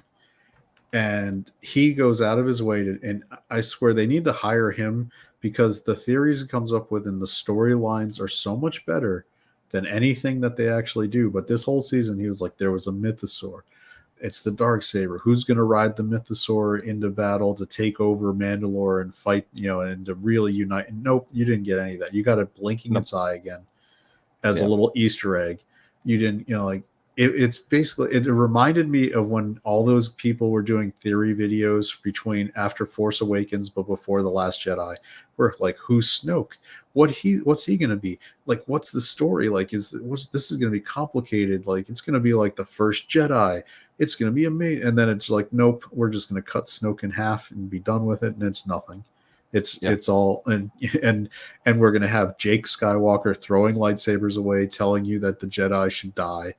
It's like, nope, we're going to just completely burn your entire theory craft and all that. And it's because none of them really cared about it. And then they keep cannibalizing the EU. Yeah. Like, they're gonna do Heir to the Empire, but they're gonna do I find bullshit. it hilarious that they completely decanonized the entire expanded universe, and then they just steal all the fucking stories. It's like, man, there are a lot of people who developed all these storylines you're fucking plagiarizing that should probably be suing your asses into oblivion at this point. Oh, I'm sure they're going to have to pay Zahn. I don't even know. The guy who wrote Heir to the Empire. Yeah. Disney's notorious for not paying those royalties. I don't know what the deal they're also, was. I mean, if you look at Lion King, they're also notorious for ripping off other producers of content. Like, it's bad. They ran out of ideas 30 years ago. And I am not. I thought Dave Filoni was fine for the Clone Wars cartoon because it was a Saturday morning cartoon. I actually thought he was pretty good for what he was doing to like expand the lore and all this stuff. But what I've noticed over the years is Dave Filoni has a creator's heart on for the characters he made, and they can do no wrong and they shall never die. That's Ahsoka was his created character, so she gets to do everything. Yep. Bo-Katan was one of the characters he created, so she's always going to be doing stuff. In the Ahsoka series, we're going to be bringing back Hera and Sabine, who were from Star Wars Rebels, which was another Dave Filoni series. And I know that there was some people in our corner of the internet who used to think Filoni was great. I think Filoni was always he was just as subversive as KK in trying to make the Force female. Because if look at it's constantly female leads. He gets the Bad Batch, which is a story about a group of clones. And so what does he do for that show? Well, now you get a girl clone named Echo. Or is it Echo? Not Echo. Which should theoretically not be happening ever, right? Because they were all clones of a guy. Yeah, so it's he's not very good, and he does. And if the Mandalorian as an example of it, it's a video game storyline where you're getting side missions because the main story isn't actually long enough to fill the content. It almost reminds me of Destiny or one of those other video games where you're just constantly getting shunted to the side Well, missions, so you and- don't and realize here's- how shallow the story is. Here's the thing. I'm not even putting it all on the guy who's writing the story or coming up with the story, right? Like that with something as big as Star Wars, it's not one person. It's never one person. There's editors, there's, bosses they're going to have their input and they're going to have their, wish list of these are the things I want you to put in there. But like the people who are running Lucasfilms right now have no fucking idea what made Lucasfilms worthwhile in the first place. And so it's just all over the damn place. And none of it even feels Star Wars to me. Yeah, I don't know how you set out to make a trilogy without having even a basic outline of where the 3 movies would start and end. Yeah, and having different people writing and Just directing, throw from in one whatever movie to the they next. want. Are you out of your Yeah. fucking mind? I don't like when, an IP basically just is, instead of having one person who had a vision for this story doing something, they just, let's piecemeal it out to just whoever, just because we think they'll be great. And you how'd don't that get work anything out that's for you? coherent.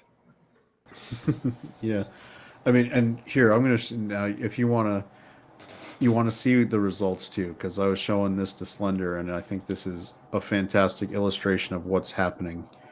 All right, so this was the streaming ratings from last week, and The Mandalorian was number 3 overall with basically about 1 billion viewing minutes.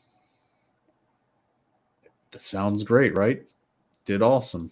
That means The Mandalorian must be getting popular. It's number 3. This is what happened with the newest ratings that came out. It dropped Wah, wah. 29% in 1 week. What's the sound when you hit the bankrupt on Wheel of Fortune? Bum, bum, bum, bum. No, do the one from Price is Right. Bum, bum, bum, bum. Yeah.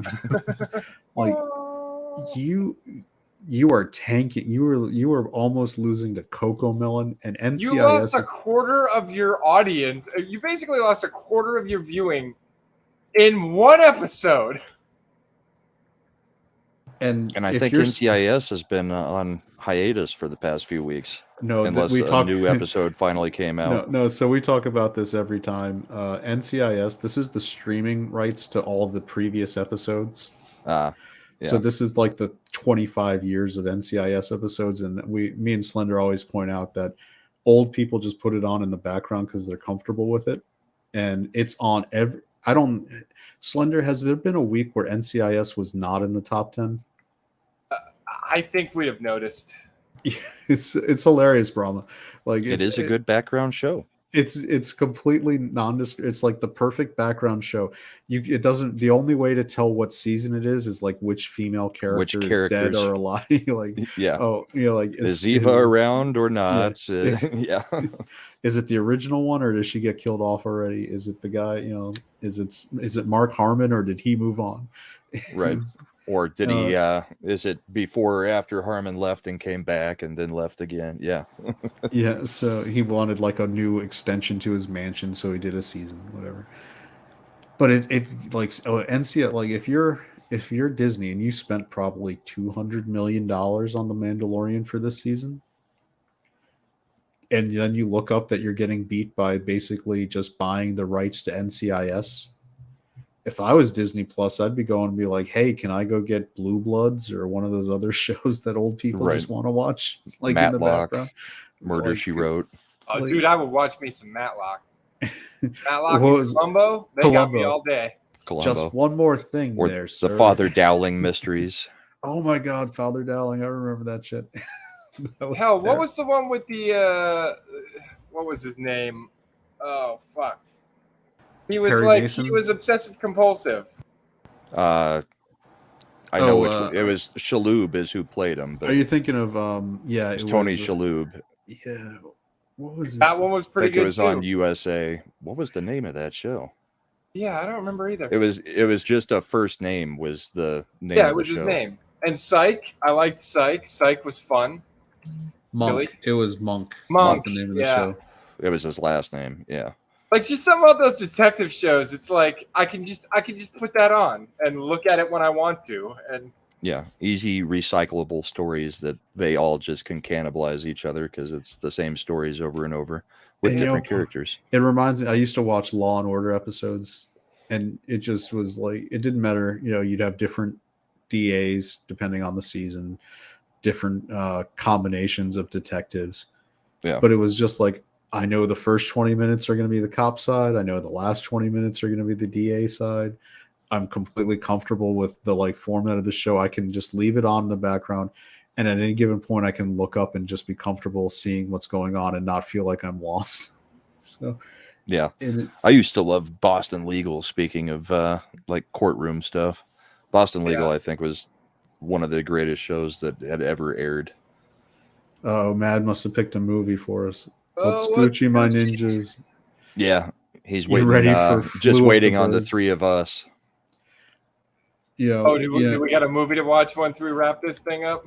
Apparently, we're gonna, Mad is on a roll. We saw such a high quality movie without Brahma. Oh my God, no, Brahma! This was so bad. Remember how? Did you watch Tartarus with us?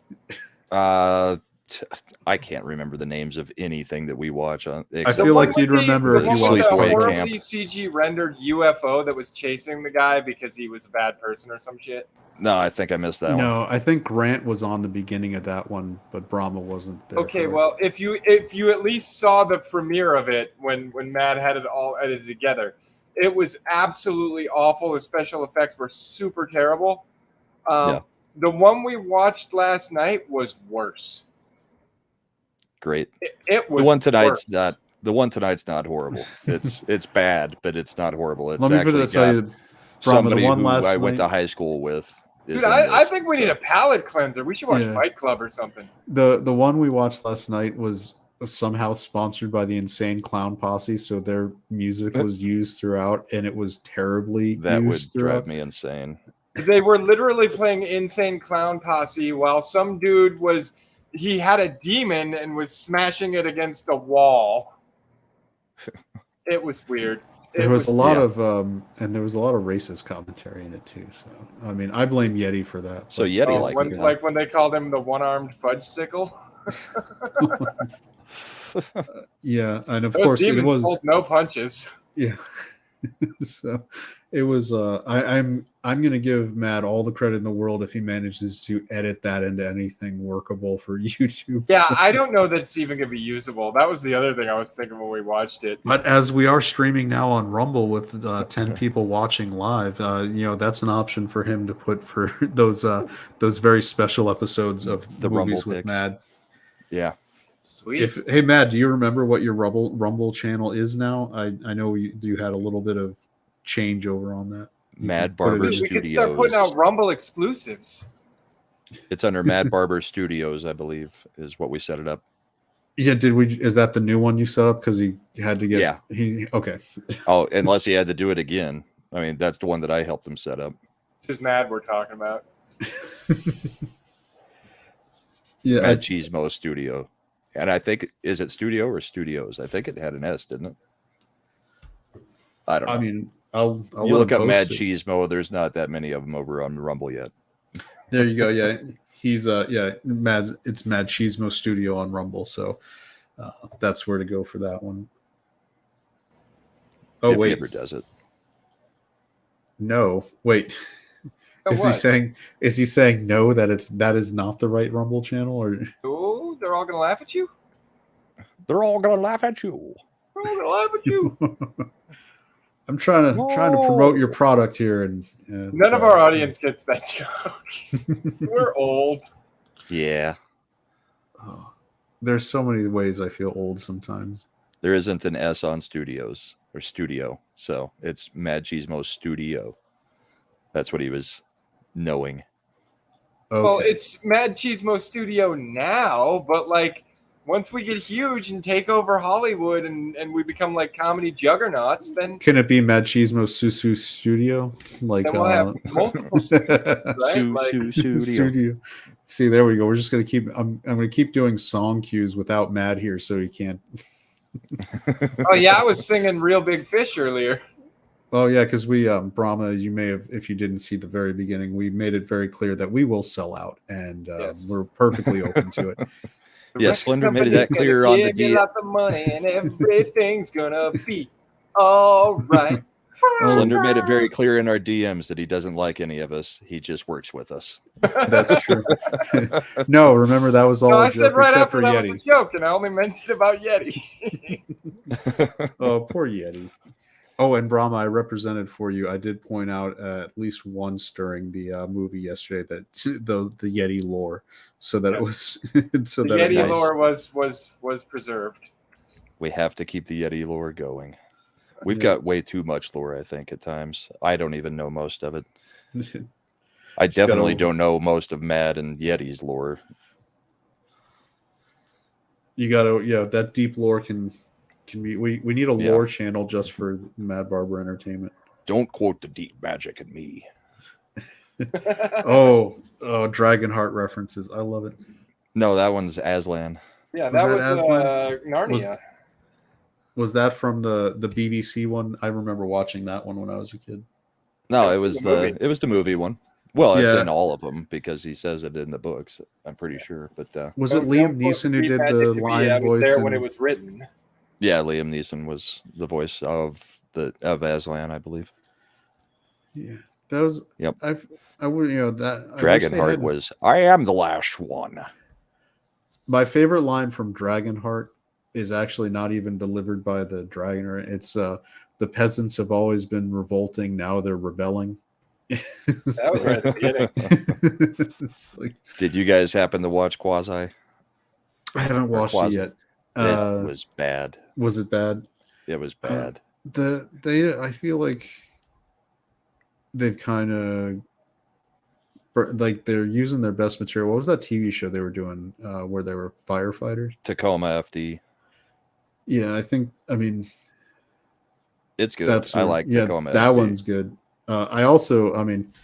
Super Troopers, the first one was great. It always is fantastic. I love Beer Fest, and I actually think Club Dread gets funnier every time you watch it because you start Slam noticing. and Salmon is very good too. Yeah, but Super Troopers 2 was not. I didn't like it. Was there were funny parts, but it wasn't a good overall movie. Exactly. This one had trouble even having funny parts. Yeah, and it reminds me of like Mel Brooks in his later work. When you went for when you got to Dracula Dead and Loving It, it was just like you're kind of phoning it in. You're just getting your paycheck. Yeah. I mean, I still like those guys. Tacoma FD is funny, and that's on hiatus right now, right? I guess they must have taken a break to do Quasi. Yeah, it's on hiatus, but me and Yeti have been doing some research, and I believe they are planning another season. Oh, good. That show is. What is it even on? It's on. Is it on? I have no idea. Is it a Roku channel? I don't even. No, it's on an actual. It's on an actual network, but not network, but cable network. I can't remember which one though. I mean, it may even be something weird like True TV or something. It is. It's True TV. Okay. That the only thing I think besides that is that where Impractical Jokers is on too is True TV. I think those might be the only. Yeah, I think those are the only shows that I've watched on that. But that one is a good show. If you're friends of Broken Lizard's early movies that were funny, you should look up and try to watch Tacoma FD. That's what was sad about this one is they said they wrote this at the same time that they had done, the earlier movies. It was a script that they've had around forever, but it doesn't feel like their early humor. I can see why that or their early humor just doesn't work anymore. Yeah, it's a watchable movie, but it is not. You're not going to find yourself laughing. Beer Fest is the one, the lines in that one, just they called Gam Gam a whore. Gam is a whore. or what was it when it's what was the name of it? It was my brother died, and I looked I'm his twin brother, And he told me everything about you, so I feel like I know. Landfill. Yeah, so in fact, if you just want to call me Landfill and just pretend I am him, we'll be Yeah. fine with that. I think we brought that up last week when I was in the chat, didn't we? Or maybe I 2 think weeks ago. we might have, yeah. As the 'Cause best way to replace a character ever. Just bring him back in and don't even acknowledge it's different. Or you make a funny. I also like the way the MCU did it with Don Cheadle replacing for Rhodey. Yeah. For when Rhodes. he just came in, it was like you look a little different. I was like, no, I'm fine. It's me. Okay, then we'll just move on. They Terrence should have Howard. made Terrence. They should have made a joke like that for Bruce Banner. Like, Right. Over and over and over. They should have. It should have been a Fight Club joke, like where I am Bruce's raging anger. I am Jack's raging bile duct. Exactly. That would have been a great little in joke. In fact, that would have been fantastic. Somebody should work that in. All right. So streaming Write for The that down. Mandalorian. Yeah. This show is tanking. Like, it's going to be interesting to see, because this is, I think, this is the 20th episode. So that would have been the Foundling. That's so it's the one where Baby Yoda, like where they have the flashback to Order 66. So that was coming off a really weak episode, which was the 7.0 rated one. And then that was the 7.0 one was the one where it was just like what they did with Boba Fett. They put an episode of Andor in the middle of Mandalorian. Yeah, and you just turned off your audience. So I'm intrigued to see, because the next episode after that was the pirate space battle. Yeah. And so that one was the highest rated. I think that might be the highest rated of the season besides the season finale episodes. So we'll see if people come back, though. Are you turning off your audience, or you're going mid? This whole season's mid. The audience numbers are mid. If you're Disney, why you're going to give KK and Dave Filoni a movie level budget, which we know from Star Wars is going to end up having to have massive reshoots and all this stuff to try to continue this story. I don't get it. If you're cutting 8,000 employees, maybe you start by cutting the budget for this kind of shit, or just cutting shows that aren't working. Yeah, and yeah, that's the big one. This Stop one making shows that aren't working. This one technically ended in a way that they could say it ended if they wanted to. If they wanted to not make another season, it at least had some resolution, I guess, at the end of this. I mean, he's sitting out on the porch with at his new place that he got from Apollo. Exactly. Yeah, when they did that fucking excuse my line, the stupid the zoom in with Grogu, like with the frog. I was like, this is so stupid. In Star Wars, like, it's, if you watch the old trilogy, Star Wars is known for the wipe, transition. You never once did that stupid zoom in Looney Tunes. It just, you're admitting you're a cartoon that you don't need to take seriously. It bothered me. I mean, it's weird that just one little thing like that could bother me so much, but it did. Yeah. So I'm glad this show's ending, because I think this should be like you said, he's chilling. They'll maybe let him guest star in other shows every now and then. Oh, do we know that it's ended? I mean, I was just saying it could end there, but I feel like it should. I mean, what's more to tell? What are you going to do? They could go to what this show should have originally been, with him just doing bounty missions. Yeah, make it a spaghetti western. That would have been great. Just having fun going across the galaxy, doing stuff like that. In fact, I don't even mind him having Grogu in there with it. Make it like Lone Wolf and Cub. Well, he adopted him now. So yeah. Lean into it. Gear up that little baby carriage he has with weapons and tools to kill people. Yeah. The thing that was truly offensive in this last episode of this one was Baby Yoda, them trying to make Baby Yoda walk and do jumps and flips and everything in this episode looked absolutely horrible.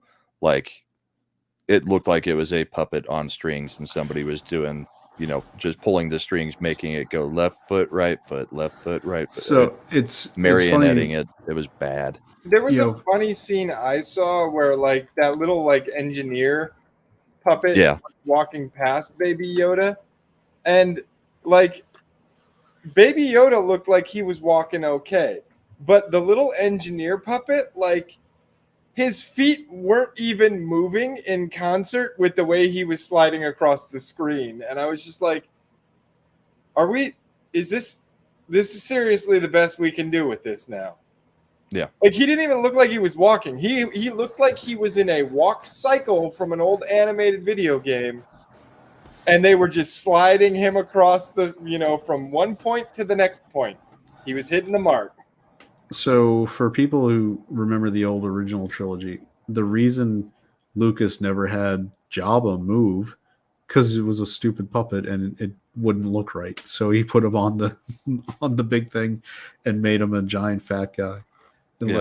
And then when they did the prequels, special editions, well, they started playing around. But in the first prequel movie, the original version of the Phantom Menace had puppet Yoda the entire movie, and it looked, when they were trying to do the movement with him, just him walking, it just didn't, because it was big open scenes. It wasn't like in Dagobah where they had built like an entire swamp set where they could hide like his movement.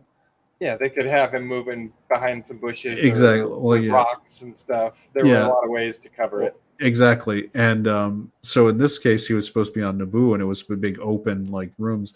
And Lucas hated the way the movement looked so much because he said you could see how much of a puppet it was.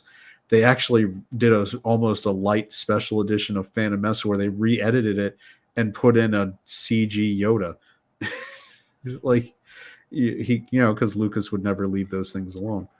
And it's funny Lucas that gave a shit. But it's funny that they would. What I'm saying is Kathleen Kennedy was allegedly around when all that shit was happening. You think she would have fucking remembered that these puppets look terrible when they need to do movement. So maybe you can't do that kind of stuff with the puppets. Yeah, the small ones definitely look horrible. Exactly. Yeah. So, and they're not again, Filoni allegedly was being tutored by George Lucas for his entire career, and he never realized that, hey, we can't have puppets doing backflips without it looking retarded. Well, yeah, if you're gonna do it as an actual puppet, yeah. I mean, it kind of worked with Yoda in Attack of the Clones, and in whatever the third one was. I hate the prequels too, but Attack of the Clones was all CG. Trying to use an actual puppet, and in Attack of the Clones they had replaced him completely CG. Yeah, because that's what Lucas said. If we can't have Yoda do anything movement without making him just CG, it's done. Because it has to look especially if he's going to draw a lightsaber and fight, we can't have him Can you imagine how stupid that would have been? Oh yeah, and when they get the little Grogu and his Mandalorian helmet and armor with a lightsaber, and he's going to do the flips as a puppet, it's going to be no, I'm just bad. I'm going to have an aneurysm just thinking about it. Yeah, and that's what you'll do, and then they're going to find out that Grogu is actually a girl. That's going to be the big reveal. Grogu's actually a girl, and so the girl boss Grogu and girl boss Rey will be in the movie together. That'd be funny. Don't you put that evil on us?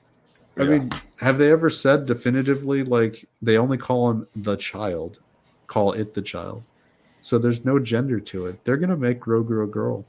Well, now he's Din Grogu. Yeah, it's gonna be his little daughter. So, oh no, I just realized I never even thought about that before now, that they've never gendered him. So it could be a girl this whole time. Oh, gender non-binary. Yay. So progressive, so brave, so beautiful. My pronouns are. They're my pronouns are. It is ma'am. Ma'am, it is. Oh. Oh, I think on that note, that needs to be where we finish up. I don't always. It's got to be like Seinfeld with George. Leave it at your peak. Drop the mic. Drop the mic. Oh, so Brahma, your hockey show's tomorrow, right? Are you doing it for Yep. the playoffs? We are doing it for the playoffs. Last week we did a chat helped us fill out a bracket, and then we've got a bracket challenge going on amongst everybody who wanted to join from the chat. So everybody's a little bit invested, and yeah, Who got the playoffs are going Bruins? on right now. What's that? I mean, who got the Bruins? They have to be like the high end favorite, right? Oh, we actually, well, what we did was we went through every matchup and had chat vote on it in the chat on who they thought was going to win. So chat picked a bracket themselves. So we just filled out the bracket using chat's input all the way through. So the rest of us, we all just filled out our brackets like March Madness style.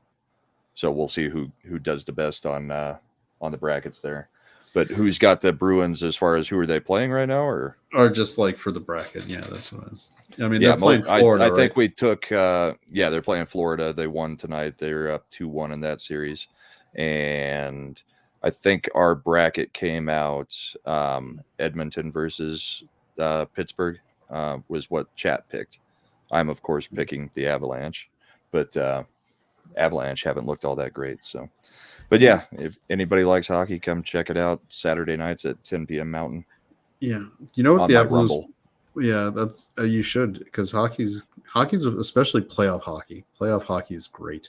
Oh, it's been brutal already. I mean, the hits have been just amazing so far. The only thing that I have disliked in the last like 15, 20 years on playoff hockey is how many warm weather teams we have, where by the time they get those late, especially Tampa, when they make those late runs and they're friggin' playing games in the end of May and June, that ice is shit. It's got to be crap. Yeah. Yeah, it's just like it's got a layer of slush on top, and it's just terrible because it can't stay.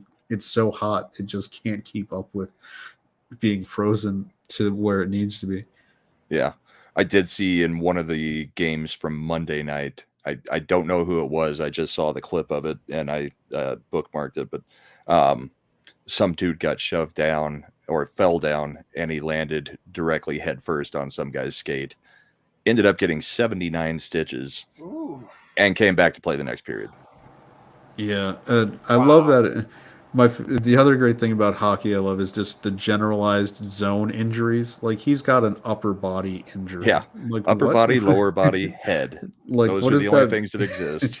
Did you know, like in NFL, because there's so much gambling involved, is like he's got an elbow contusion or this or that. And in hockey, especially in the playoffs, it's like he's got some kind of vague upper body injury, and this, like by the end of the season when it's finally done, you're like, yeah, he had like 5 cracked ribs, a dislocated knee, and a separated shoulder. Yeah, and they just shot him up with cortisone, and he came out there to play. Well, that's what happened with our captain. Landeskog didn't play a single game this year, and he may never play again, from what I am hearing. I mean, he's definitely trying to get back, but he's had like 3 knee surgeries, and that injury happened during the bubble year. I mean, so he played a full season on a bum knee and then through the playoffs. I mean, he had a surgery before the playoffs and they thought they could get him back for the playoffs. He did. We won the cup and he's never been back on the ice with the team since. It's crazy. Yeah. I mean, I do appreciate the mindset of the hockey players where they really leave it out on the ice, man. It's all for the team. Yep. And it's all for the glory. Exactly. Nice. All right. Well, that was a great episode. I think wrapping up our thoughts, I think we all agree Picard season 3 was definitely worth a watch. If you're a Star Trek fan specifically, you're gonna hopefully love it. Mandalorian season 3 is mid and not worth the watch. And maybe if you're super hardcore and you just feel like you need to finish it, go ahead. Or if you're like us and you're YouTubers who cover it, you watch it. Yeah. But otherwise, you can Lizzo your way out of that one and not have to not go for that. Slender, any thoughts on the way out for tonight? No, I think we have covered everything. I'm interested to see how terrible this movie we're going to have to go watch is. All right. Well, we are actually gonna move on into our boy Matt over there, and we'll watch a movie with Brahma and Slender, and I think Yeti Cast will be over there. So Probably Shredda. and Probably all Shredder, the usual suspects. the usual if you will. suspects. Yeah. Yeah, so it'll be a good time. You'll see that on Mad's channel, Mad Chismo Studio on Rumble, and Mad Barber Entertainment here on YouTube. So this is the Ascendant Art Podcast. Great episode. Thanks for coming out, guys. We'll see you next time. Bye.